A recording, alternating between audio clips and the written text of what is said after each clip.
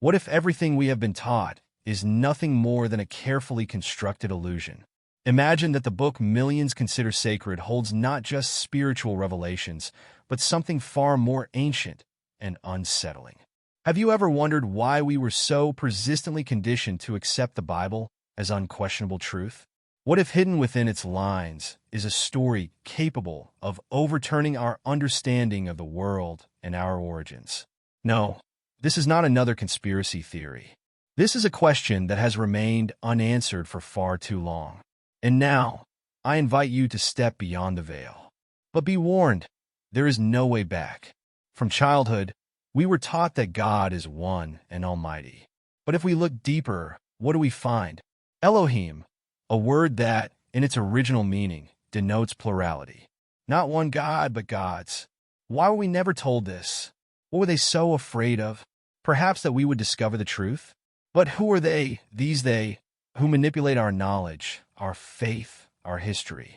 Listen closely. It is like a whisper from the depths of time, desperately silenced. But the more the truth is concealed, the clearer it becomes. Because truth always finds a way. Many thousands of years ago, long before the first sacred texts were recorded on parchment, there were other stories. Stories carved in cuneiform on the clay tablets of the Sumerians, now buried in the land of modern Iraq. These tablets tell of beings who descended from the sky, not to save, as we were led to believe, but to control. Imagine an ancient city, golden domes gleaming, scorching sand beneath bare feet, eyes filled with awe and fear gazing into the heavens. What do they see? Fiery chariots flaring in the clouds and figures descending from the sky.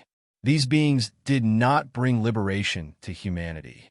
They came to subjugate, to alter, to create a labor force. How would you feel if you realized that you are not a child of God, but the result of an experiment conducted by ancient beings who played with genetics as a child plays with clay? How many times have we heard the story of Adam and Eve? But what if it is not a tale of divine creation, but a description of a scientific experiment? The garden, not paradise, but a laboratory. Adam and Eve, the first prototypes. What would you feel upon realizing that your soul is not a sacred gift, but the outcome of cold calculation? Fear? Anger? Or relief that the truth has finally been revealed? But who are the Anunnaki? Where did they come from? And most importantly, did they ever leave? Or are they still here, hidden, watching, controlling? Could the most influential figures in our world be their descendants? Politicians, religious leaders, historians. Those who decide what we should know, what we should think, what we should believe.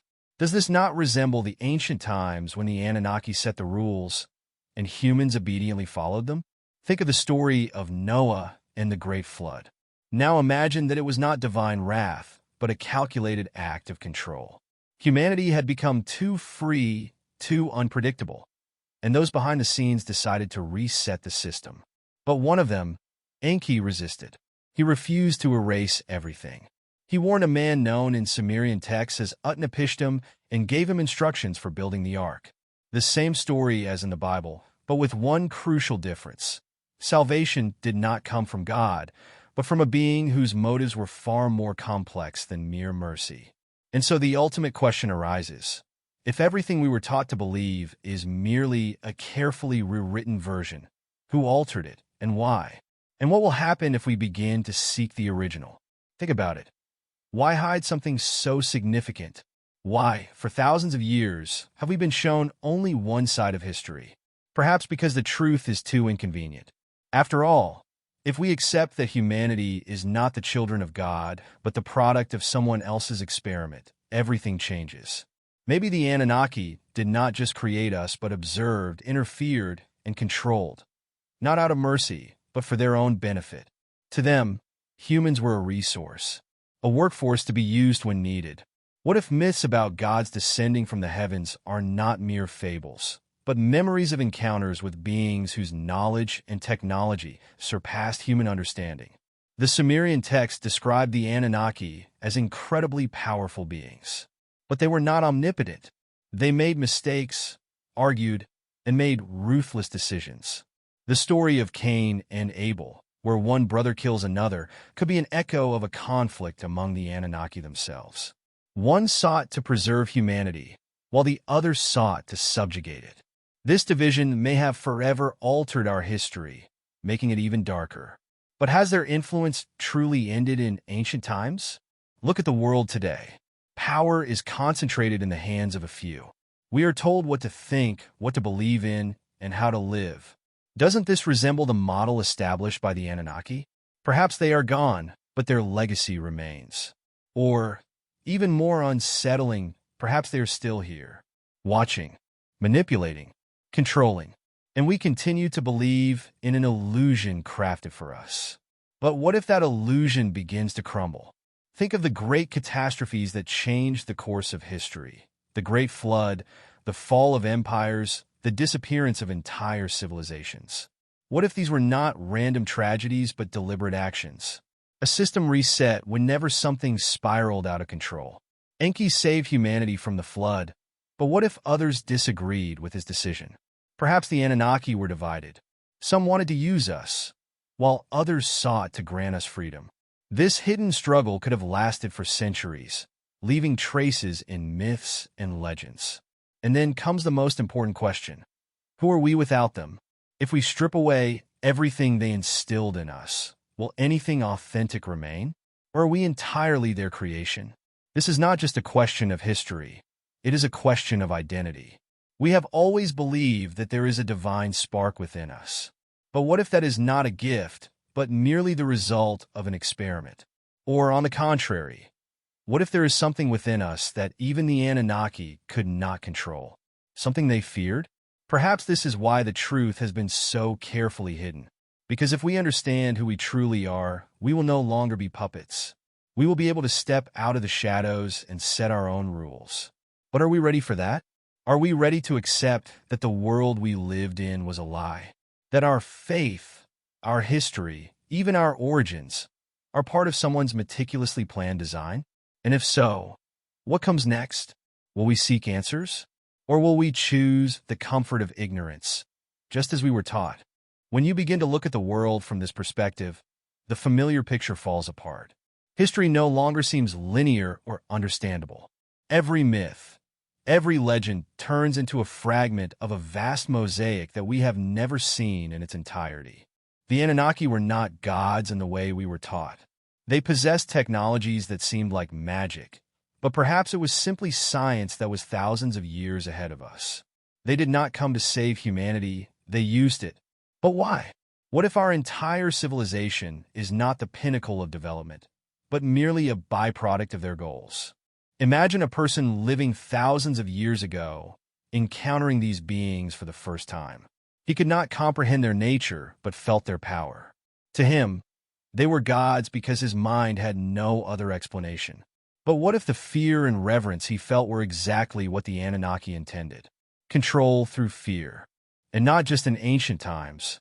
What if this principle still forms the foundation of our society today? We were taught that God created man in his own image. But Sumerian texts tell a different story. The Anunnaki created us in their image, but not out of love, out of necessity. They needed a workforce. Humans became a tool. But here's the question. At what point did we stop being just tools?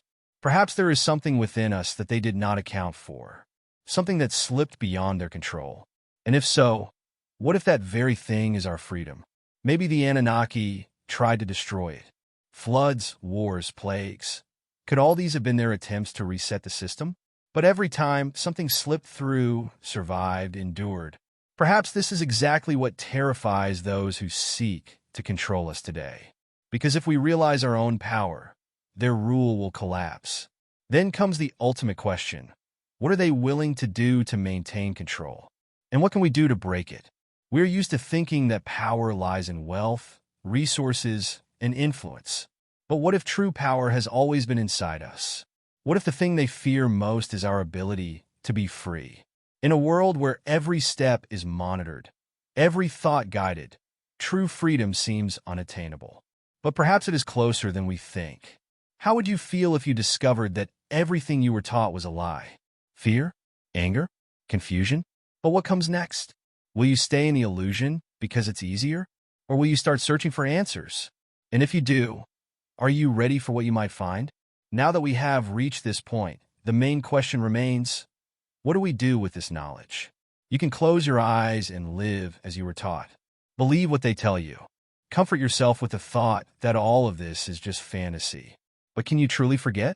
Now that even a shadow of doubt exists within you, is it possible to return to the familiar picture of the world? The Anunnaki may have controlled us for centuries. Perhaps they are long gone, but their methods remain. Power still belongs to those who fear that we will uncover the truth. But we have a choice. The story of the Anunnaki is not just a myth.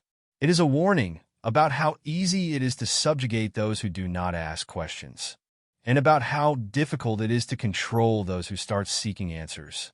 You can tell yourself that this is just a theory, but if there is even a chance that the truth is hidden behind the veil of history, shouldn't we try to find it? If the Anunnaki created us, does that mean we are less than we thought? Or, on the contrary, more? After all, even they could not fully control us. Perhaps there is something within each of us that even they feared, something that gives us the power to choose. Not just to believe what is imposed, but to understand. Not just to exist, but to truly know who we are. This is not about rejecting faith. It is about searching for its true meaning. If we were created by beings who themselves were imperfect, then we too have the right to make mistakes, to search, to be free. And perhaps that is what makes us truly unique. Every time someone tries to control you, ask yourself, why? What are they afraid you will discover? If knowledge is power, then maybe the greatest power is not in knowing, but in seeking. Now the decision is yours, to continue the journey or to stop. But remember, those who seek always find. Thank you for walking this path together. Share your thoughts, ask questions, and most importantly, do not be afraid to search for the truth, because perhaps within you lies exactly what they have tried to hide all along.